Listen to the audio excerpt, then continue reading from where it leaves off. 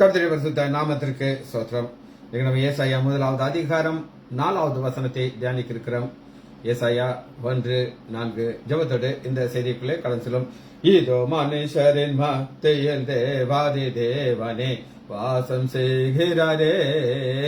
இதோ மனுஷரின் மத்தியில் தேவாதி தேவனே வாசம் செய்கிறாரே. தேவன் தாபாரே காம் ஸ்தலமே தாம் ஜனத்தாரின் மத்தியிலாம். தேவன் தாபாரே காம் ஸ்தலமே தாம் ஜனத்தாரின் மத்தியிலாம். தேவன் தாம் அவர்கள் தேவனா இருந்து கண்ணீர் யாவையும் துடைக்கிறாரே. தேவன் தாம் அவர்கள் தேவனா இருந்து கண்ணீர் யாவையும் துடைக்கிறாரே. இதோ மனுஷரின் மத்தியில் தேவாதி தேவனே வாசம் செய்கிறாரே. தேவ ஆலயமாம் அவரே, துய ஒளி விளக்கம் அவரே. தேவ ஆலயமாம் அவரே, துய ஒளி விளக்கம் அவரே. ஜீவனாலே தம் ஜனங்களின் தாகம் தீர்க்கம் சுத்த ஜீவனதியும் அவரே. ஜீவனாலே தம் ஜனங்களின் தாகம் தீர்க்கம் சுத்த ஜீவனதியும் அவரே. இதோ மனுஷரின் மத்தியில் தேவாதி தேவனே வாசம் செய்கிறாரே. மகிமை நிறை பூரணரே, மகா பரிசுத்த ஸ்தலம் அதுவே. மகிமை நிறை பூரணரே, மகா பரிசுத்த ஸ்தலம் அதுவே. என்றும் துதிகளுடன் அதன் வாசல் உள்ளே எங்கள் பாதங்கள் நிற்கிறதே. என்றும் துதிகளுடன் அதன் வாசல் உள்ளே எங்கள் பாதங்கள் நிற்கிறதே. இதோ மனுஷரின் மத்தியில் தேவாதி தேவனே வாசம் செய்கிறாரே. சீயோனே உன் வாசல்களை ஜீவதேவனே நேசிக்கிறார். சீயோனே உன் வாசல்களை ஜீவதேவனை நேசிக்கிறார். சீர் மிகுந்திடுமை சுவிசேஷந்தனை குறி உயர்த்திடுவாம் உமையே. சீர் மிகுந்திடுமை சுவிசேஷந்தனை குறி உயர்த்திடுவாம் உமையே. இதோ மனுஷரின் மத்தியில் தேவாதி தேவனே வாசம் செய்கிறாரே. நோடிய இயேசு வர்றான் முளைக்காலாகி சீயோனிலே. நோடிய இயேசு வர்றான் முளைக்காலாகி சீயோனிலே. வாசம் செய்திடும் வண்ணத சிகரம் அதை வாஞ்சையோடு நாம் நாடிடுவோம். வாசம் செய்திடும் வண்ணத சிகரம் அதை வாஞ்சையோடு நாம் ஆடிடுவோம். இதோ மனுஷரின் மத்தியில் தேவாதி தேவனே வாசம் செய்கிறாரே. இயேசுவே நாமத்தினாலே ஜெபங்கள் பிதாவே ஆமென். கர்த்தருடைய பரிசுத்த நாமத்திற்கு ஸ்தோத்திரம். லீலா பிரைஸ்லாட், ஜெயந்தி அக்கா எங்க சம்மதியமா பிரைஸ்லாட். இன்னைக்கு நம்ம ஏசாயா 1வது அதிகாரம் 4வது வசனத்தை வாசிக்கிறோம். ஐயோ பாவம் உள்ள ஜாதியும் அக்கிரமத்தினாலே பாவம் சுமந்த ஜனமும் பொல்லாதவர்களின் சந்ததியும் கேடு உண்டாக்குறவர்களுடைய புத்திரமாய் இருக்கிறார்கள். இத்தனை காரியத்தை பார்த்துட்டு ஏசாயா ஐயோங்கிறார். ஐயோங்கிறது ரொம்ப ஒரு சாபம் உள்ள ஒரு வார்த்தை. இது ஐயோ வந்ததுடைய காரணம் 4வது வசனத்துடைய கடைசி பார்த்தீங்கன்னா, கர்த்தரை விட்டு இஸ்ரவேலின் பரிசுத்தரை கோபம் உண்டாக்கி பின்வாங்கி போனார். இந்த ஏசாயாக்கு தன்னை பொறுத்த ஒரு பெரிய ஒரு பெருமை.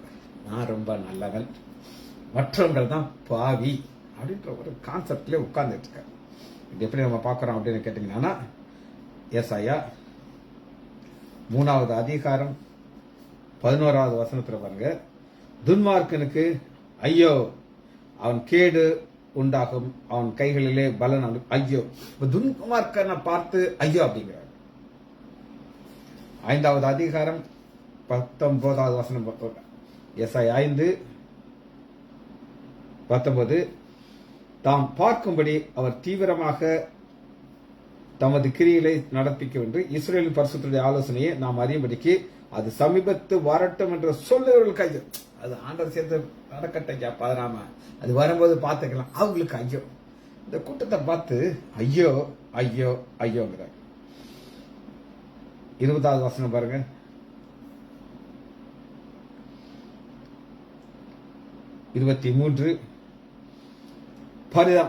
பிரைபு காண்டு குற்றவாளியை நீதிமான் என்று தீர்த்து நீதிமானை ஐயோ. ஜட்ஜை பார்த்து சொல்றாங்க ஐயோ. எல்லாம் சொன்னவர் 6வது அதிகாரம் உன்னதமான தரிசனத்தை பார்க்கிறார். அந்த தரிசனத்தை பார்த்துட்டு 6வது அதிகாரம் 5வது வசனம், அப்பொழுது நான் ஐயோ ஹதமானே. இப்ப நீங்க நம்ம மற்றவங்களை பார்த்ததுக்கிட்டு நம்ம ரொம்ப நல்லா இருக்கிறோம் அப்படின்னு சொல்லி, ஆனா அது சரி கிடையாது. நம்ம பார்க்கணும். இப்ப எல்லாருக்கும் ஐயா போட்டவரு தன்னை பார்த்தோம்னா ஐயோ அப்படிங்கிறாரு. இதுதான் நம்முடைய வாழ்க்கையில கற்றுக்கொள்ள வேண்டிய காரியம். நாம் நம்ம எப்படி பார்க்கிறோம்? ஐயோன்னு சொல்லி மற்றவர்களை பார்த்து சொல்றோமா, அல்லது நம்மை பார்த்து சொல்றோமா?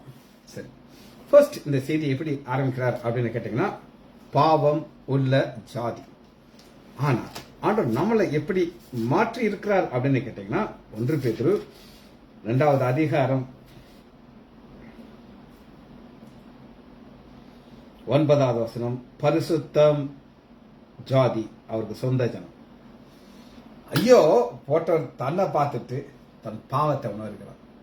காரணம், நாம் எல்லாரும் பலவீனமார்கள், நம்முடைய சொந்த ஜனம் அப்படின்னு பார்க்கிறார். இந்த சொந்த ஜனமாக மாற்றதற்கு ஆண்டவர் என்ன செய்யறாரு அப்படின்னு கேட்டீங்கன்னா, எசாயா 1வது அதிகாரம் 18வது வசனத்துல ஒரு டிரான்ஸ்பர்மேஷனை பார்க்கிறோம். வழக்காடுவோம் வாருங்கள் என்று கருத்து சொல்கிறார். உங்கள் பாவங்கள் சிறிது என்று இருந்தாலும் உறைந்த மலையை போல் வெண்மையா. Colour transformation. அவைகள் ரத்தாம்பர சுகப்பா இருந்தாலும் பஞ்சை போல் ஆகும். இது என்னால் முடியும். ஆனா நீ என்ன செய்யக்கூடாது? ஏசாயா 1வது அதிகாரம் 4வது வசனம், ஆண்டவரை கோபமூட்டக்கூடாது, அவரை விட்டு விலகக்கூடாது, பின்வாங்கி போனார். 3 காரணம். கர்த்தரை விட்டு விடக்கூடாது, 2வது கோபம் உண்டாக்கக்கூடாது, 3வது பின்வாங்கி போனார். இந்த 3 நம்ம செய்யணும். நம்முடைய பாவத்தை மன்னிக்க அவர் ரெடியா இருக்காங்க. பாவம் உள்ள ஜாதியை பார்த்து பரிசுத்தமான ஜாதியை ஒரு டிரான்ஸ்பர்மேஷன் கொடுக்கிறது. சரி, இந்த பாவமுள்ள ஜனத்தை நம்ம பார்க்கும் பொழுது இந்த பாவிலேயே ஒரு கிரீட், ஒரு சுப்பீரியரான ஒன்று இருக்குது. சாதா தோசைக்கும் ஸ்பெஷல் தோசைக்கும் வித்தியாசம் இருக்கு. எஸ், ஸ்பெஷல் தோசை அப்படி ரோஸ்டா கிறிஸ்பா அப்படி உடைச்சா அப்படி உடைஞ்சு கையில கிடைக்கு. அதுபோல பாவிலேயே இன்னொரு கிரேட் இருக்கு, அது மகாபாவி. அது மகாபாவின்னு சொல்லி உங்களுக்கு நான் காட்டுறேன். ஆதியாகமம் 13வது அதிகாரம் 13வது ஆதியாகமம் 13:13.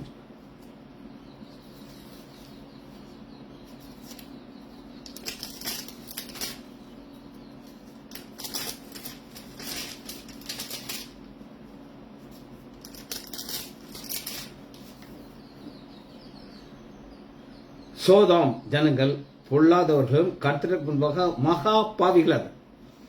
பாவி மகா பாவி. இவங்க செய்த பாவத்தை குறித்து நம்ம டீட்டெயிலாக போக வேண்டாம், நம்ம தெரியும்.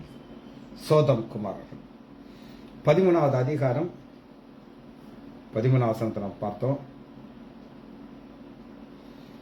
18வது அதிகாரம் 20வது வசனத்தில் அவருடைய அழிவை நம்ம பார்க்கிறோம். பாவியில மகா பாவிகள் ஆண்டவர் செய்து அழிக்கிறார்.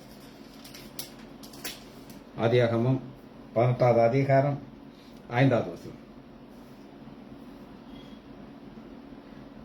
நீங்கள் உங்கள் இருதயங்களை திடப்படுத்திக் கொள்ளுங்கள்.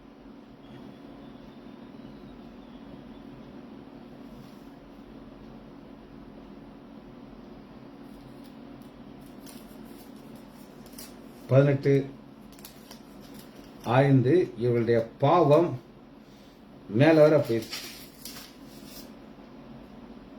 அதனால அழிவ 19வது அதிகாரம் 24. அப்பொழுது கர்த்தர் சோதம் குமாரா மேலும் வானத்திலிருந்து கந்தகத்தையும் அக்னியும் வர்ஷிக்க பண்ணி எல்லாத்தையும். காரணம் மகா பாவிகள். ஆபிரகாம் இருக்காரு, லோத் இருக்கிறார். லோத் அங்க போய் உட்கார்ந்துக்கிட்டார் சோதமுக்கு. ஆனா 6 வழி இறக்கப்பட்டார்.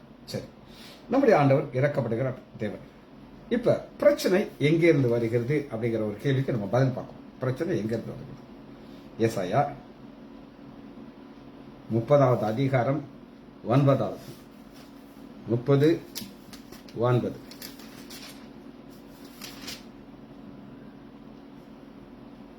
இவர்கள் கலகமுள்ள ஜனங்கள், பொய் பேசுகிற பிள்ளைகள், கர்த்தருடைய வேதத்தை கேட்க மனதில். கர்த்தருடைய வேதத்தை கேட்கணும். ஒரு டயக்னோசிஸ் நாங்கள் பண்ணணும். ஒரு பேஷண்ட் வருது, அது என்ன பிரச்சனை நாங்கள் பார்க்கணும். நாங்கள் எம்பிபிஎஸ் படிச்சுட்டு இருக்கும்போது அங்கே கன்சல்டேஷன் ரூம் அப்படின்னு இருக்கும். அது ஓபி. ஒரு 6-7 டாக்டர் உட்காந்துருப்பாங்க. ஒரு டாக்டர், அது பேர் தேசாய், காமெடி டு த கோரா இருக்கும். அவருக்கும் ப்ரொஃபஸருக்கும் ஒத்தே போகாது. நாங்கள் எம்பிபிஎஸ் ஆர்த்தோபெடியா. இவர் வருவார், லேட்டாக தான் வருவார். எல்லாரும் 10 மணிக்கு வந்தாங்கன்னா இவர் 11 மணிக்கு தான் பையன் வருவார். வந்து ஒரு பெட்டி வச்சிருப்பார். அந்த பெட்டியில் 3 ஸ்டெத்தஸ்கோப் தூக்கி வைப்பார். ஒரு ஸ்டெத்தஸ்கோப் நான் வச்சிருக்கிற மாதிரி இருக்கும். அந்த 3 பெல் இருக்கும். நீங்க பாத்திருக்கீங்களா தெரியாது. இன்னொன்னு லிட்மன் ஸ்டெப், அது இதை விட இன்னும் கொஞ்சம் நல்லா இருக்கும், ஆனால் கொஞ்சம் சின்னதா இருக்கும். 3வது சாதாரண ஒரு ஸ்டெத்தஸ்கோப். 3 ஸ்டெத்தஸ்கோப் வலிக்க வச்சிருப்பார்.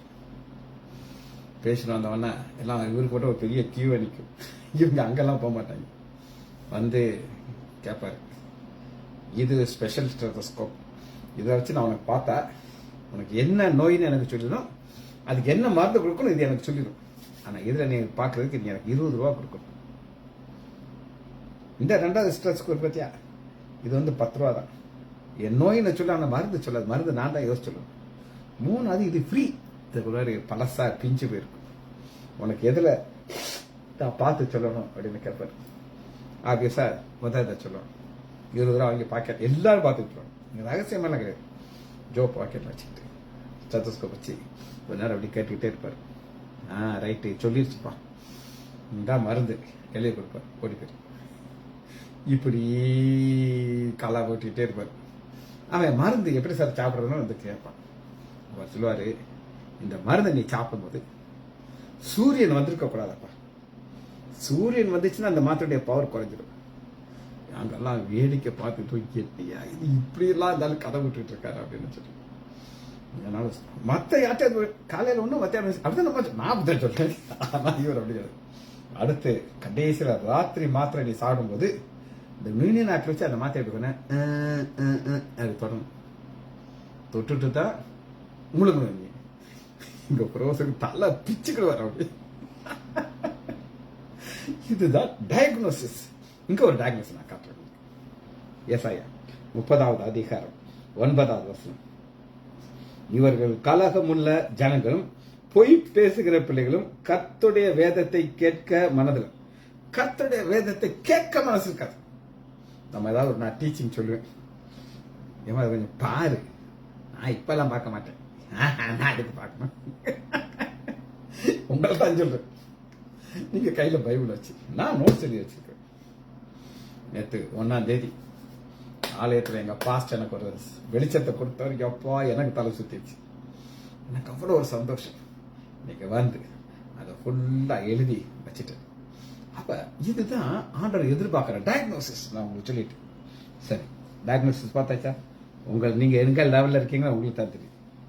சரி, இந்த அழிவு எது வர போகும் அப்படின்னு நம்ம பார்க்க போறோம். இப்ப நம்ம கிருபையின் காலத்துல இருக்கிறோம். அடுத்து வரப்போகிற காலம் உபத்திரவ காலம், மகா உபத்திரவ காலம். இந்த உபத்திரவ காலம் மகா உபத்திரவ காலத்திலையும் தொடர்ந்து போகும் அப்படின்னா நம்ம பைபிள்ல இருக்கு. வெளிப்படுத்துதல் 18வது அதிகாரம் 20வது. வெளிப்படுத்துதல் 18:5.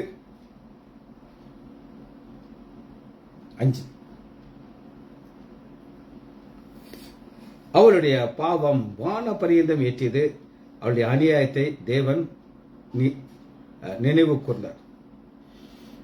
இந்த அளவுக்கு அது மேல போய் போய் போய் மேல வர போயிடுச்சு. 8வது வசனம். வெளிப்படுத்துதல் 18:8.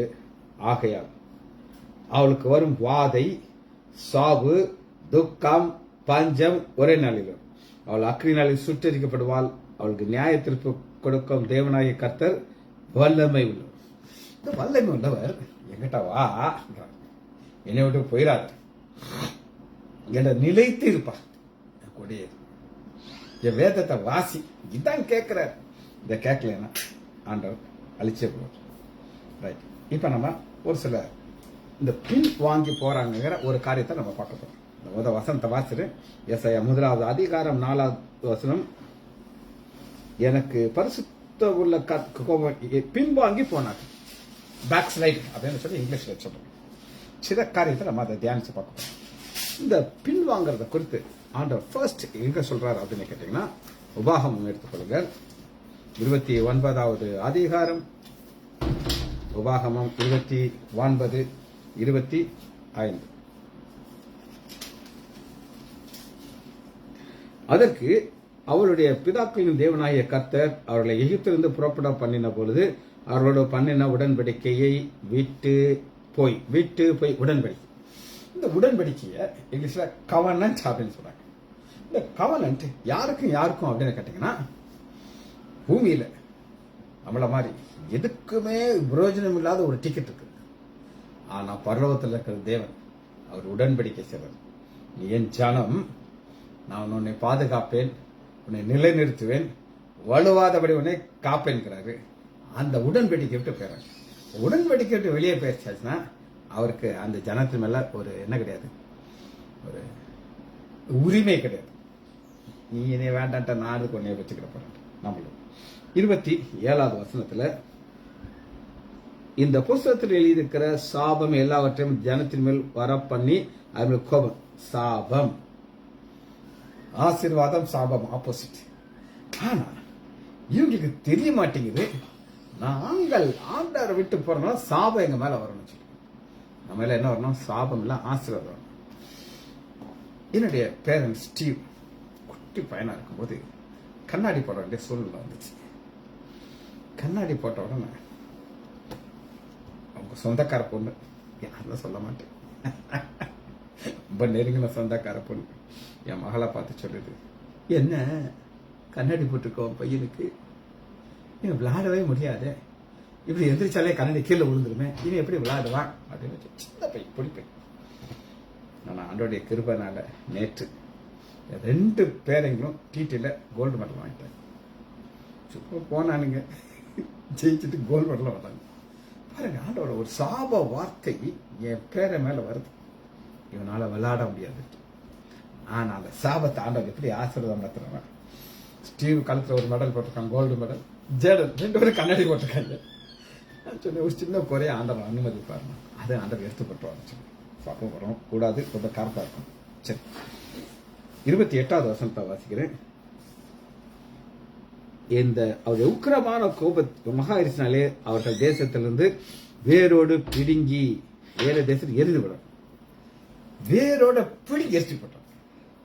எங்களை ஆண்டவர் நாகர்கோயில்ங்கிற ஊர்ல இருந்து விருந்தினர் கொண்டது எங்களை சந்தோஷமா வச்சிருக்கிறாங்க. காரணம் என்ன அப்படின்னு கேட்டீங்கன்னா, ஆண்டோடைய சாபம் நம்ம மேல வரக்கூடாது, ஆசீர்வாதம். சரி, இது முதல் குறிப்பு. 2வதாக உபாகமம் 31வது அதிகாரம் 16வது 31:16, ஆண்டவர் விட்டு விலகி போக கூடாது. கர்த்தர் மோசேயை நோக்கி, இனி உன் பிதாக்களோடு படுத்துக்கொள்ள போகிறாய். இந்த ஜனங்கள் எழும்பி தங்கள் போயிருக்கிற தேசத்துல அந்நிய தேவர்களை சோரமாய் பின்பற்றி என்னை விட்டு பண்ணின உடம்படிக்கு மீறுவார். ஆண்டவர் தீர்க்கதரிசனமா சொல்றாங்க, இவங்க இப்படித்தான் செய்வாங்க, மோசே நீ மறிக்க போற, ஆனா இவங்க இப்படித்தான் இருப்பாங்க, சொன்னபடியே நடக்குது. சரி, 18 இவர்கள் வேறே தேவனிடத்திலே திரும்பி சகல தீமையும் அந்நாளிலே என் முகத்தை மறைக்கவே மறைப்பேன். ஆண்டவர் செய்கிற ஃபர்ஸ்ட் முகத்தை மறைச்சிடும். முகத்தை மறைச்சிருச்சா என்ன அர்த்தமா, எனக்கு ஒன்றும் பிரச்சனையே கிடையாது, எக்கடி கெட்டுப்போ கைவிட்டுவார். நம்ம ஆண்டவரை மாதிரி நேசிக்கிறவரையும் பார்க்க முடியாது, கைவிட்டுறையும் பார்க்க முடியாது. கைவிட்டாச்சுன்னா அவ்வளவுதான், அதுக்கப்புறம் நம்ம யோசிச்சே பார்க்க முடியாது. 3வது, இவர்கள் மனம் திரும்பாத ஜனங்கள். நியாயாதிபதிகள் 10வது அதிகாரம்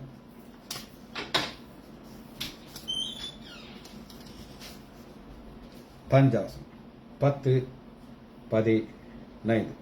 இஸ்ரவேல் புத்திரர் கர்த்தரை நோக்கி, பாவம் செய்தோம், தேவரீர் உம்முடைய பார்வைக்கு நலமானது எங்களை செய்யும், இன்றைக்கு மாத்திரம் எங்களை ரசித்திரும். அந்நிய தேவர்களை தங்கள் நடுவில் விலக்கி கர்த்தருக்கு ஆராதிக்கிறார். புத்தியோரக்காரர் என்ன செய்வார்னா விற்று போட்டுருவார். விற்று போட்டோம்னா என்ன அர்த்தம் அப்படின்னு கேட்டீங்கன்னா, எது வருவாங்க அப்படியே அள்ளிட்டு போயிடுவாங்க. பார்த்தோம்னா வேரோட தூக்கி போட்டு மனம் திரும்புறதுக்கு ஆண்டவர் தருணத்தை கொடுக்குறாரு. அவங்க மனம் திரும்பி வராங்க. சரி, இந்த இதுல ஒரு வித்து அப்படின்னு ஒரு கான்செப்ட் இருக்கு. அது இங்கிலீஷ் பைபிள் இருக்கு, தமிழ் பைபிள் அது இல்லை. இருந்தாலும் அதுல அதான் நம்ம வித்துனா என்ன நம்ம பார்க்க போறோம். 1 யோவான்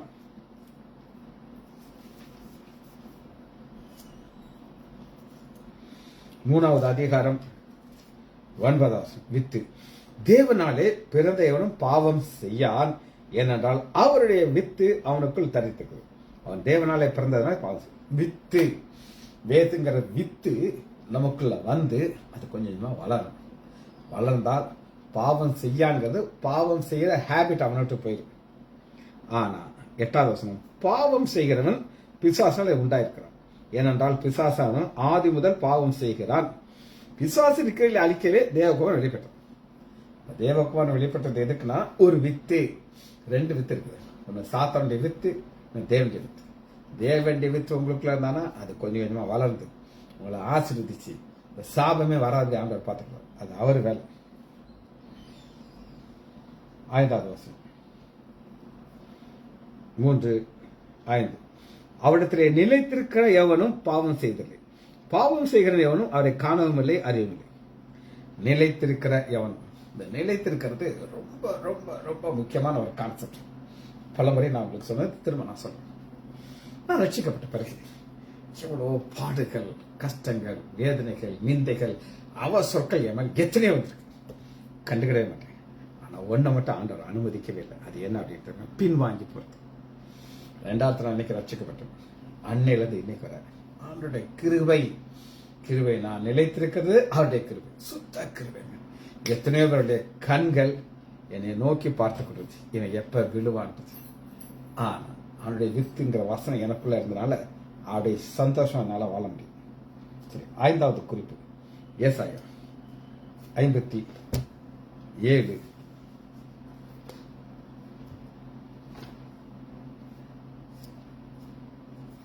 2. ஏசாயா 57வது அதிகாரம் 2வது வசனம். நேர்மை நடந்தவர்கள் சமாதானத்திற்குள் பிரவேசித்து தங்கள் படுக்கையிலே இளைப்பாரி கொண்டிருக்கிறார்கள். நேர்மையா நடந்தவர்கள். நீங்க நிலைத்திருக்கீங்களா? அவர் வித்து உங்களுக்குள்ள இருக்கா? நீங்க பின்வாங்கி போக மாட்டீங்க, நேர்மையா நடப்பீங்க.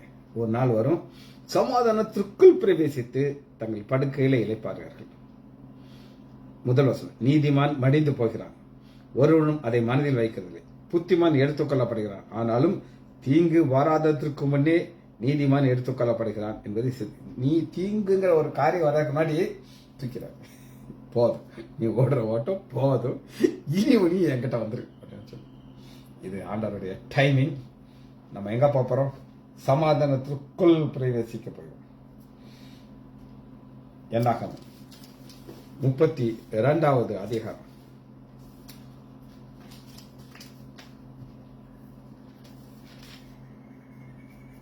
என்னாகமம் 32:14 வாசிப்போம். இப்பொழுதும் இதோ இஸ்ரவேலிலிருந்து கர்த்தருடைய கோபம் உக்கரம் இன்னும் அதிகமானபடி நீங்கள் உங்கள் பிதாக்களுடைய ஸ்தானமாகிய பாவமுள்ள பெருங்கூட்டமாய், பாவமுள்ள பெருங்கூட்டம். வேதத்தினை பார்த்தீங்கன்னா பரலோகத்துக்கு போறது சின்ன கூட்டம் தான் போகும், அதன் வாசல் நெருக்கமா இருக்குது.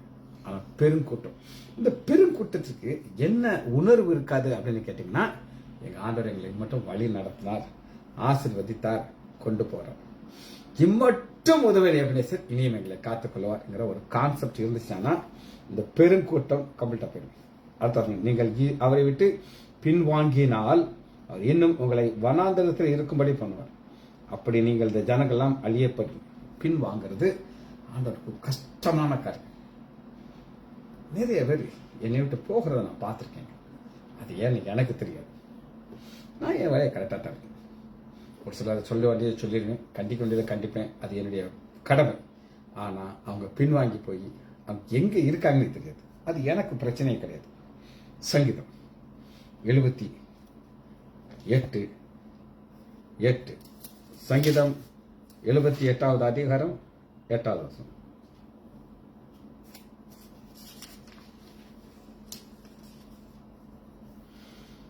இருதயத்தை செவைப்படுத்தாமலும் தேவனை உறுதியாக பற்றிக்கொள்ளாமலும் இருந்த முரட்டாட்டமுள்ள கலகமுள்ள சந்ததியாகிய தங்கள் பிதாக்கள் ஒப்புக்கு இருதயம். அந்த இருதயத்திற்குள் வசனம், இந்த இருதயத்திற்குள் அவர் பற்றிக்கொள்ளும்.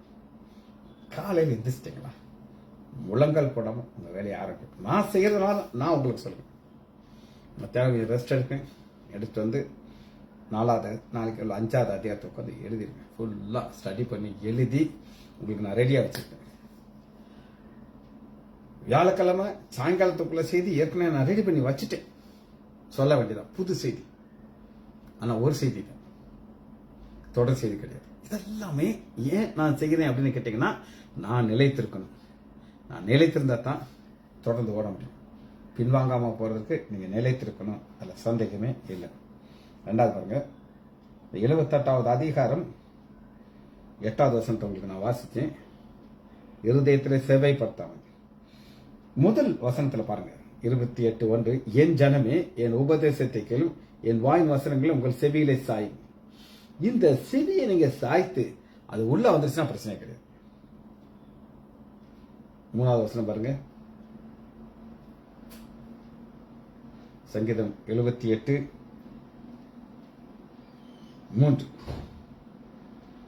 அவைகளை நாங்கள் கேள்விப்பட்டு அறிந்தோம், எங்கள் பிதாக்கள் எங்களுக்கு தெரிவித்தார்கள். எல்லாம் சொல்லியாச்சுங்க, தெரியாத மேட்டரே கிடையாது. ஆனா ஆண்டவர் விட்டு பின்வாங்கி போகிறார்கள். எரேமியா 7வது அதிகாரம் 26. எரேமியா 7:26.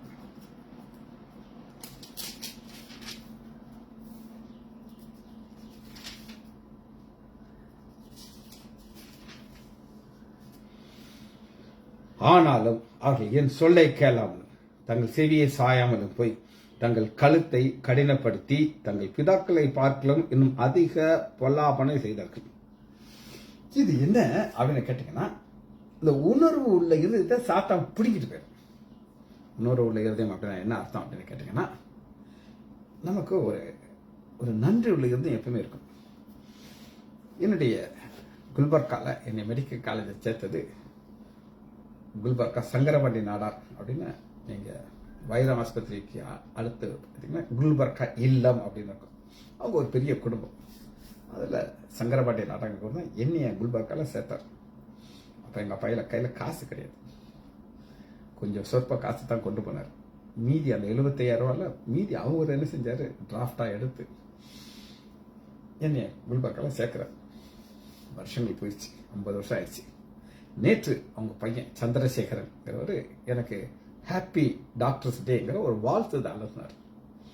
நான் நன்றின்னு சொல்லிட்டு அதில் கீழே எழுதினேன், next to god your father is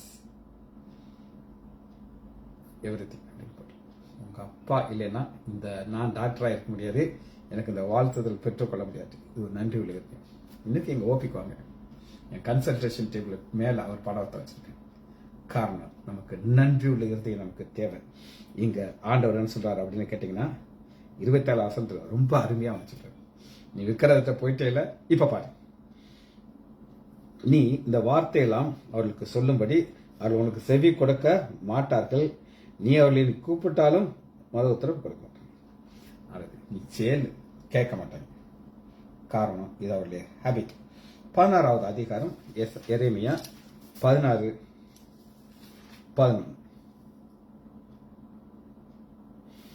நீ அவர்களை நோக்கி, உங்கள் தேவனாகிய என்னை, உங்கள் பிதாக்கள் என்னை விட்டு அந்நிய தேவனை செய்தித்து அவர்களை பணிந்து கொண்டு என் நியாயப்பிரமாணத்தை கை கொள்ளாமல் என்னை விட்டு விட்டார்கள். விட்டு விட்டனால ஆண்டவர் என்ன சொல்கிறார் அப்படின்னு கேட்டீங்கன்னா, நான் உங்களை கைவிட்டுருவேன். நீ என்னை கைவிட்ட, நான் உன்னை கைவிட்டுறேன். சந்தேகம் இல்லை. சரி, புதிய ஏற்பாட்டில் இவர்களை எப்படி பார்க்கிறார் யோவான் ஸ்நானன் பாப்போமா? மத்தேயு 3வது அதிகாரம் 7வது வசனம். இதே இஸ்ரேல் மக்கள் தான், வேற யாரும் கிடையாது. எந்த இஸ்ரேல் மக்களை பார்த்து ஏசாயா ஐயோ அப்படின்னு சொன்னாரோ அதே மக்கள் எப்படி இருக்காங்க அப்படின்னு கேட்டீங்கன்னா, மத்தேயு 3வது அதிகாரம்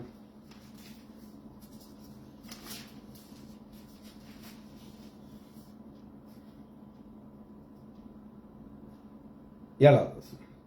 பரிசேயர் சதுசேயர் அநேகர் தங்களிடத்தில் ஞானஸ்நானம் பெறும்படி வருகிறதை யோவான் கண்டு, விரியன் பாம்பு குட்டிகளே, வரும் கோபத்திற்கு தப்பிக்கொள்ள உங்களுக்கு வழியை காட்டணும். விரியன் பாம்பு குட்டிகளே,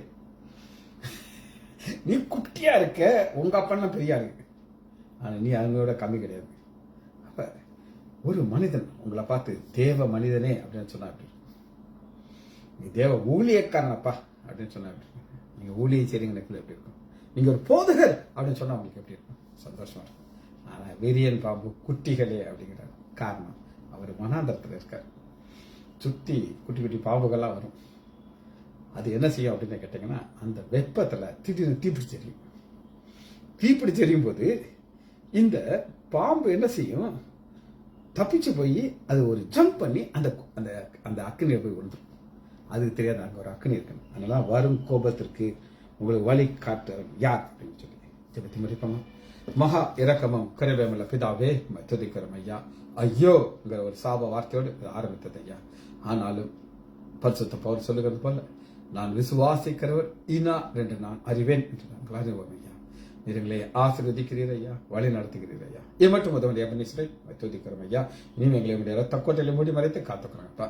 பிள்ளைகள் ஒவ்வொருவரையும் என் ஆண்டவராகிய இயேசு கிறிஸ்துவின் நாமத்தினாலே ஆசீர்வதிக்கிறேன்.